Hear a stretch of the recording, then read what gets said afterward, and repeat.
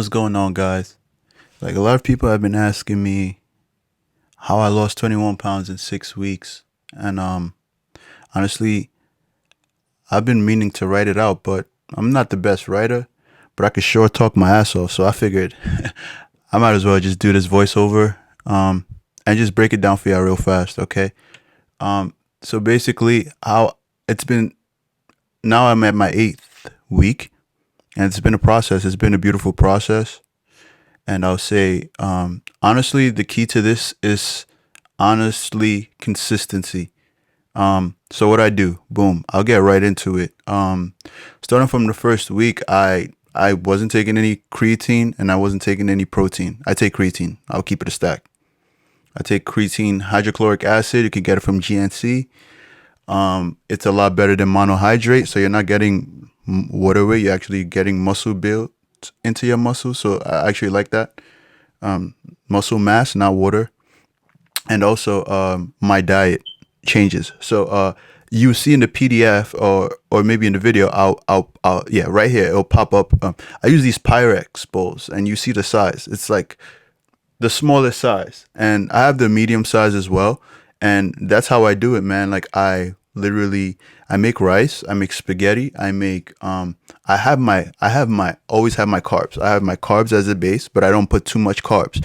That's why I have that Pyrex bowl, right? And even the bowl, over time, you're not going to be filling it up, but when you first start off, you can fill it up. You put a little bit of rice, but you don't fill it up with rice. You never fill it up with carbs. In your bowl, you have your carbs to hold you down or whatever, right? But what should be in there heavy is protein. So if you have a lot of fish, you have a lot of chicken in your food, right? That's already filling you up. But most definitely, I would say you can mix it up. If you're somebody like me who doesn't mind, like, I don't care about, like, if I'm thinking of the abs I want, like, I don't care if I'm eating the same thing over and over and over again. Like, you could do that, but this time I actually switched it up. So like on Sunday when I went to meal prep, right? And the thing with meal prepping is, if you're eating your base, you have your base. You don't have to meal prep with your base, right? What you need is the supplementary. What do I mean supplementary? If you have rice, you need a sauce for the rice, right? If you have spaghetti, you need some kind. So the sauce and the meat, you want to make those things on Sunday. Those are the things you want to make on Sunday, like for your week, whenever you're remaking food or whatever. That's what you want to make in bulk, right? Your rice, you want to have a rice cooker so you could just easily pop in and pop out rice, and meal prep for the day. However you do it, like, you can make rice fast, right? You can make spaghetti fast. Like, these things you want fresh. You don't have to have it fresh. Like, sometimes I'm dead ass gangster. I'll dead ass, like, put it in the bowl and have it sitting in the fridge. So when I'm hungry, like, it's quick, because what happens is, if you don't have it already put in the bowl, right, what you end up doing is you're gonna binge eat when you're hungry, because people tend to eat according to how they feel, not necessarily how hungry I mean, yeah, well, they feel hungry, right? But that's not what their body necessarily needs. Or if, like, they were to get the bare minimum to, like, be full, they eat a lot more surplus than that. And that's back to what I'm going to be talking about, the caloric deficit. You have to be in a caloric deficit. Now, when I talk about caloric deficit, do I sit over here and calculate any calories and nothing like that? Hell no. Hell to the no. I'm in school. I don't got time for none of that. So you never see me counting calories. I don't do that. I actually commend those who actually implement that system. That's nice. Like, if you have a lot of time and energy to do that, that's fine. But I don't do that. Honestly, I portion control, and I feel like if you portion control, actually you don't have to portion control, because the bowl is doing that for you. That's why the bowl is your barrier.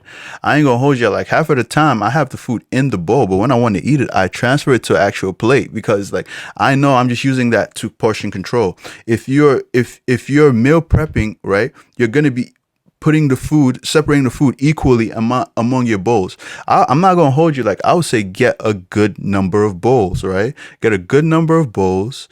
Get ready to use your stove if you never used it, because Uber Eats ain't gonna cut it, bro. You're not gonna have abs off Uber Eats. Now, I'm gonna say this though. Like, I know there's a misconception about fried chicken. Yeah, honestly, you can eat Eat chicken. Just cut out the brown meats. Eat chicken. Don't eat. You don't have to eat fried chicken every day, but eat chicken, man. Eat chicken however the hell you want to eat it. Just go in the gym and your carbs, drop that. Chicken has the fat on it, whatever. Eat that and drop your carbs and you still get abs. And then when you get to like week 6, week 7, week 8, where you start getting like, all right, my nigga, like my shit's is starting, I mean, all right, my abs is starting to come out. Then you can start going like me, like you start going into the chicken breast, and now you're trying to get real clean lean, you know. Before you get to that point of clean lean, you want to drop pounds first. Drop the pounds, right? You got to go to the gym, right? I can send my PDF to you about for my workouts, right? Every day is an ab day to me. Every day is ab day, 3 sets of 3 workouts. I don't care what body part you're working. I don't care how you work out. But for me, every day, even if I don't go to the gym, I do some kind of ab workout. And also the biggest, most important thing after your diet is your cardio. I only do 15 minutes cardio every day. 15 minutes of cardio every day is what helped me lose the weight I lost. How? High intensity interval training. Yo, shout out to Dr. Mike. I can't take no credit for this. This is Dr. Mike. So basically, high intensity interval training, what is that about, right? High intensity interval training was actually, I don't know where the study came from, but the whole point of it is your heart rate increases and your heart rate drops. Your heart rate increases and your heart rate drops. And with that fluctuation, there is a whole signaling cascade that occurs that tells growth hormone in your body to do certain things and tells a lot. I could go into detail, but honestly, we don't need all that detail right now. Y'all already seen how it worked on me, right? So basically what I'm trying to say is this. If you're able to do, you're on the treadmill, you start your first minute, you're 4 miles per hour. Your second minute, you're back to 1. Your third minute, you're back to 4.2. Your fourth minute, you're back to 1. You see? So it's an up, down, up, down, up, down cycle. And what's that is doing, it's triggering your body. And I'll tell you, like in a week to 2, you start realizing that, oh, shoot, my metabolism is fast, bro. Because of that's what it does. It increases your there's this index that they use to talk about when your metabolism is increased. And I'll let you guys know this. When you guys get to that point where you're in caloric deficit, right? And you're also like losing, you're gonna feel that shit. You're gonna know.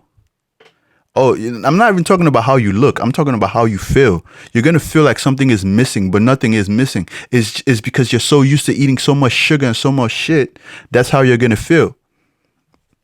But honestly, just keep going. And then there's going to be days where you might mess up and go into surplus. You feel it. And your body's automatically going to be like, oh, nah, I'm fucking up. You're going to go right back to your diet.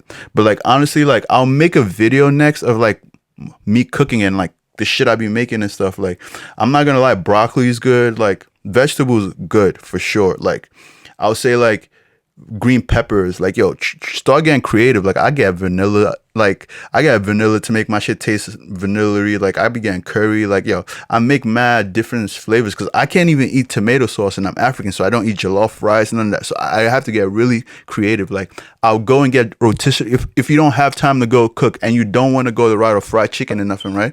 You go get the rotisserie chicken, get some onions, get some peppers. Yo, finesse that joint. Meal prep with that shit, yo. Don't forget that vanilla, yo. Vanilla be hitting, man. I'm not even gonna hold you. Vanilla, a tiny bit of vanilla. If you want all the seasonings I use, like to make it real good, like I could do that for you too. Like, and honestly speaking, like I'm gonna also send out like the documents to you guys, like especially the people that specifically hit me up and ask me like if you have any other questions. Like I got you. Like yeah, I've been doing this for years now, so like this ain't my first rodeo. Yeah, man, it's a journey. Let's enjoy this journey together, man. We're gonna keep it going. Thank you. Yo, also please like, subscribe, and share this video if you can. Like I really appreciate that part. You feel me? Like I really would. Thank you.